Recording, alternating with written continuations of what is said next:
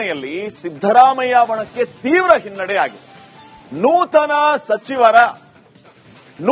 ಸಚಿವರ ಪಟ್ಟಿಯಲ್ಲಿ ಸಿದ್ದರಾಮಯ್ಯ ನೀಡಿದ್ದ ಕೆಲ ಶಾಸಕರ ಹೆಸರುಗಳು ಮಾಯ ಆಗಿದೆ. ಸಿದ್ದರಾಮಯ್ಯ ಆಪ್ತ ಬಣದಲ್ಲಿದ್ದ ಬಹುತೇಕ ನಾಯಕರಿಗೆ ದೊಡ್ಡ ಮಟ್ಟದಲ್ಲಿ ನಿರಾಸೆಯಾಗಿದೆ. ಇದೇ ಅಸಮಾಧಾನದ ಬೆಂಕಿ ಈಗ ಭಿನ್ನಮತದ ಜ್ವಾಲೆಯ ರೂಪವನ್ನ ತಾಳ್ತಾ ಇದೆ. ಮಂತ್ರಿಗಿರ ಸಿಗದ ಶಾಸಕರ ಹಿನ್ನೆಲೆ ಪಾಲಿಟಿಕ್ಸ್ ಶುರುವಾಗಿದೆ. ಡಿನ್ನರ್ ಪಾಲಿಟಿಕ್ಸ್ಗೆ ಮುಂದಾಗಿದ್ದಾರೆ. ಡಿನ್ನರ್ ಪಾಲಿಟಿಕ್ಸ್ ನ ಮೂಲಕ ಹೊಸ ಅಸ್ತ್ರವನ್ನು ಹೂಡೋದಕ್ಕೆ ರೆಡಿಯಾಗಿದ್ದಾರೆ. ಈ ಬಗ್ಗೆ ಒಂದು ವರದಿ ಇದೆ, ನೋಡ್ಕೊಂಬ. ಈಗ ಸುಮಾರು 20ರಿಂದ 25 ಜನ ನಮಗಾಗಲೇ ಟಚ್ ಹೋಗಿದ್ದಾರೆ. ಸಭೆ ಮೇಲೆ ಸಭೆ ಮಾಡಿದ್ರೂ ಪ್ರಯೋಜನವಾಗ್ತಿಲ್ಲ. ಎಷ್ಟೇ ಮನವೊಲಿಸಿದ್ರು ಕ್ಯಾರೇ ಆಗ್ತಿಲ್ಲ. ಖುದ್ದು ಸಿಎಂ ಡಿಕೆ ಶಿವಕುಮಾರ್, ಸುರ್ಜೇವಾಲ್, ರಾಹುಲ್ ಮಾತಿಯೂ ಕೂಡ ಜಗ್ತಾನೇ ಇಲ್ಲ. ಮಂತ್ರಿಗಿರಿ ಸಿಗದ ಅಸಮಾಧಾನಿತ ಶಾಸಕರು ತಮ್ಮ ಪಟ್ಟನ್ನ ಸಡಿಲಿಸ್ತಾನೇ ಇಲ್ಲ. ಸಚಿವ ಸ್ಥಾನವನ್ನು ಬಿಟ್ಟು ಬೇರೆ ಯಾವುದೇ ಆಫರ್ಗೂ ಕೂಡ ಒಪ್ತಿಲ್ಲ. ಮಿನಿಸ್ಟರ್ ಗಿರಿ ಸಿಗದೆ ಕೊತ ಅಂತ ಕುದಿತಾ ಇರೋ ಶಾಸಕರ ತಾಳ್ಮೆಯ ಕಟ್ಟೆ ಒಡೆದು ಹೋಗಿದೆ.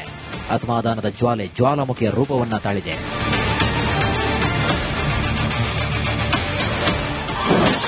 ಅಧಿವೇಶನದ ವೇಳೆಯೇ ಸ್ಫೋಟವಾಗುತ್ತಾ ಭಿನ್ನಮತ. ಸಿಎಂ ಡಿಕೆಶಿಗೆ ಎದುರಾಯ್ತಾ ಮತ್ತೊಂದು ಸಂಕಷ್ಟ. ಸಂಪುಟ ವಿಸ್ತರಣೆಯಲ್ಲಿ ಸಿದ್ದರಾಮಯ್ಯ ಬಣಕ್ಕೆ ತೀವ್ರ ಹಿನ್ನಡೆಯಾಗಿದೆ. ನೂತನ ಸಚಿವರ ಪಟ್ಟಿಯಲ್ಲಿ ಸಿದ್ದರಾಮಯ್ಯ ನೀಡಿದಂತಹ ಕೆಲವೊಂದಿಷ್ಟು ಶಾಸಕರ ಹೆಸರುಗಳೇ ಮಾಯವಾಗಿದೆ. ಸಿದ್ದರಾಮಯ್ಯ ಆಪ್ತ ಬಣದಲ್ಲಿ ಬಹುತೇಕ ನಾಯಕರಿಗೆ ದೊಡ್ಡ ಮಟ್ಟದಲ್ಲಿ ನಿರಾಸೆಯಾಗಿದೆ. ಅದು ಎಷ್ಟರ ಮಟ್ಟಿಗೆ ಅಂದ್ರೆ ನೂತನ ಸಚಿವರ ಪ್ರಮಾಣ ವಚನ ಕಾರ್ಯಕ್ರಮಕ್ಕೇನೆ ಸಿದ್ದರಾಮಯ್ಯನವರು ಗೈರಾಗಿದ್ರು.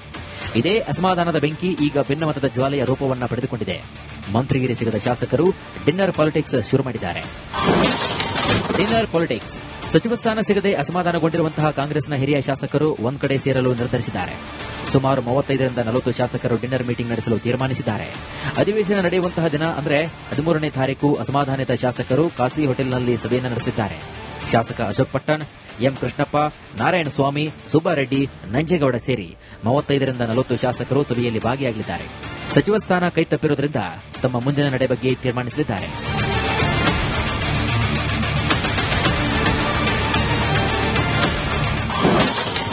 ಬ್ಲಾಕ್ ಮೇಲಲ್ಲ, ನ್ಯಾಯ ಕೇಳಲು ಮೀಟಿಂಗ್. ಸಭೆ ಬಳಿಕ ಮುಂದಿನ ನಿರ್ಧಾರವೆಂದ ಅಶೋಕ್ ಪಟ್ಟಣ್. ಮಂತ್ರಿಗಿರಿ ಸಿಗದೇ ಇರೋದಕ್ಕೆ ಮಾಜಿ ಸಿಎಂ ಸಿದ್ದರಾಮಯ್ಯ ಆಪ್ತ ಅಶೋಕ್ ಪಟ್ಟಣ್ ಸಿಡಿದೆದ್ದು ನಿಂತಿದ್ದಾರೆ. ಬೆದರಿಕೆ ಹಾಕೋಕೆ ಸಭೆ ಮಾಡ್ತಿಲ್ಲ, ನ್ಯಾಯ ಕೇಳೋಕೆ ಮೀಟಿಂಗ್ ಮಾಡ್ತಿದ್ದೀವಿ ಅಂತ ಆಕ್ರೋಶವನ್ನು ಹೊರಹಾಕಿದ್ದಾರೆ.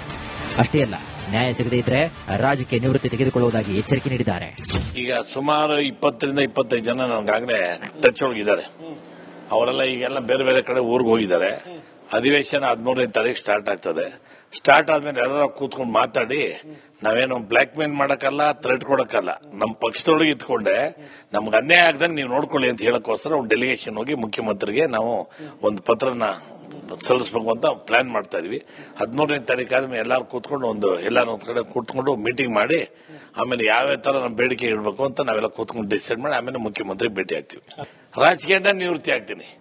ಬರೀ ರಾಜೀನಾಮೆ ಕೊಟ್ಟು ಬರೀ ಕಾಂಗ್ರೆಸ್ಗೆ MLA ರಾಜೀನಾಮೆ ಕೊಡೋದಲ್ಲ, ರಾಜಕೀಯಕ್ಕೆ ನಿವೃತ್ತಿ ಆಗ್ಬಿಡ್ತೀನಿ. ಆ ತರ ಏನು ಅಭಿವೃದ್ಧಿ ಕೆಲಸಕ್ಕೆ ಅವರು ನಮ್ಮ ಸಿಎಂ ಆಗಲಿ ಮಂತ್ರಿಗಳಾಗಲಿ ನಮಗೆ ಸಹಾಯ ಮಾಡಿ ನಮ್ಮ ಅಭಿವೃದ್ಧಿಗೆ ತಾಲೂಕಿಗೆ ಸಹಾಯ ಮಾಡಿದರೆ ಸ್ವಲ್ಪ ಜನ ನೋಡ್ತೀವಿ.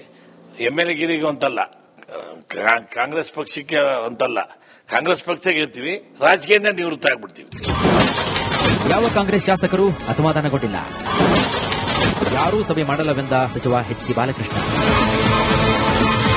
ಆಗಸ್ಟ್ 13ಕ್ಕೆ ಅಸಮಾಧಾನಿತ ಶಾಸಕರು ಡಿನ್ನರ್ ಮೀಟಿಂಗ್ ನಡೆಸೋಕೆ ಮುಂದಾಗಿರುವ ಬಗ್ಗೆ ಸಿಎಂ ಡಿಕೆ ಶಿವಕುಮಾರ್ ಆಪ್ತ ಸಚಿವ HC ಬಾಲಕೃಷ್ಣ ಪ್ರತಿಕ್ರಿಯೆ ನೀಡಿದ್ದಾರೆ.